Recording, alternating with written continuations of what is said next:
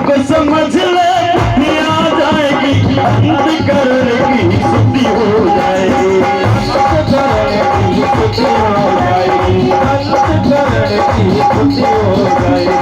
अष्टदीप भव को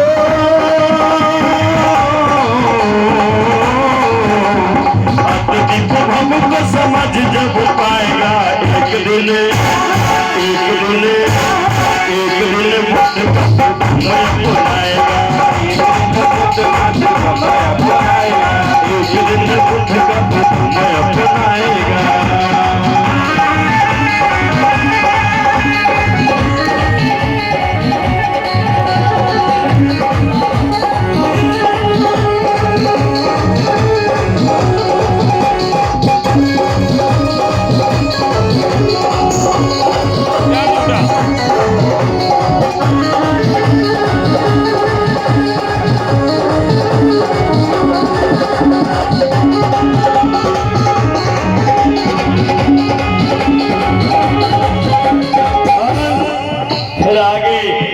और भी कुछ लिखा हमने कि नफरत को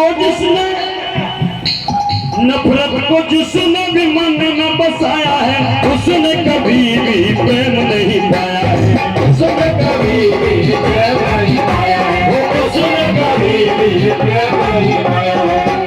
एक बात का जवाब दीजिए आप। हम इंसान के दिल को नफरत से जीत पाते हैं कि प्रेम से जीत पाते हैं? कैसे जीत पाते हैं? नफरत से, दुश्मनी से जीतते हैं इंसान के दिल को कि प्रेम से? प्रेम से जीतते हैं।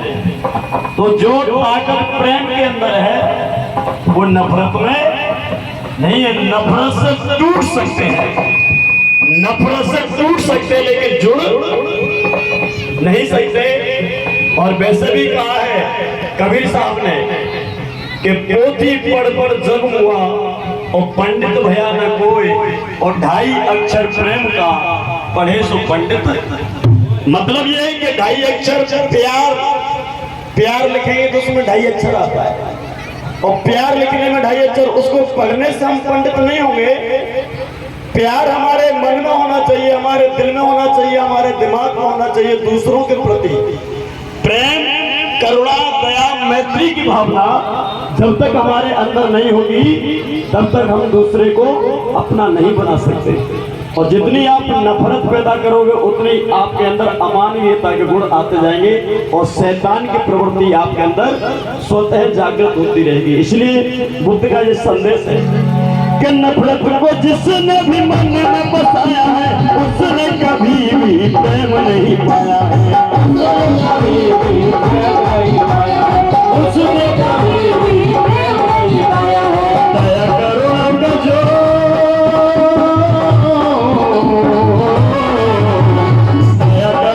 जो मार्ग अपनाएगा, एक दिन तुझे अपनाएगा, एक दिन तुझे अपनाएगा।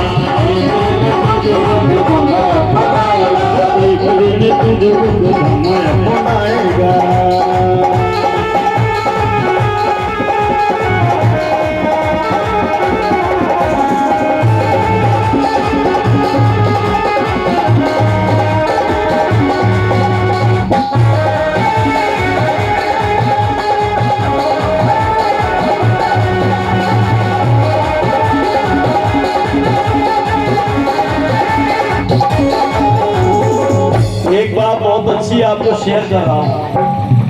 आदमी व्यस्त रहेगा तो मस्त रहेगा, आदमी व्यस्त रहेगा तो मस्त रहेगा, और मस्त रहेगा तो स्वस्थ रहेगा। इसलिए इंसान को व्यस्त रहना चाहिए, हमेशा कुछ न कुछ करते रहो। और जो व्यस्त नहीं रहता है वो मस्त नहीं रहता है, और जो मस्त नहीं रहता है वो स्वस्थ नहीं रहता है, और वो हमेशा लड़ाई झगड़े में ही लगा रहता है। क्योंकि आदमी खाली रहेगा, खाली दिमाग होगा तो खुरापाती दिमाग चलता रहेगा, और आप दिमाग को काम पर लगाए रखो हमेशा, तो लड़ने के लिए आपको समय नहीं मिलेगा, और लड़ने के लिए समय नहीं मिलेगा तो आपके अंदर शैतान कभी जागेगा नहीं। इसलिए हमने यहाँ भी लिखा है, क्योंकि हम लोगों को किसी को लड़ना तो बहुत दूर की बात, हम लोगों को किसी को गाली देने का भी समय नहीं मिलता। वैसे तो हम गाली का प्रयोग नहीं करते, लेकिन किसी को बुरा भला सोचने का भी वक्त हमारे पास नहीं है। और इसलिए हमने लिखा है कि सुमन ने बुद्ध का धर्म अपनाया शिवानी ने बुद्ध का धम्म अपनाया है, राजकुमारी ने बुद्ध का धम्म अपनाया है, संदीप ने बुद्ध का धम्म अपनाया है, कि सुमन ने बुद्ध का धम्म अपनाया है। वो जीवन में सुख से सब कुछ पाया है, जीवन में सुख से सब कुछ पाया है, वो जीवन में सुख से सब कुछ पाया है। सुमन ने बुद्ध का धम्म अपनाया है और जीवन में सुख से सब कुछ पाया है। इसलिए अब तो सदा सुमन, अब तो सदा सुमन खुश रह पाएगा। एक दिन बुद्ध का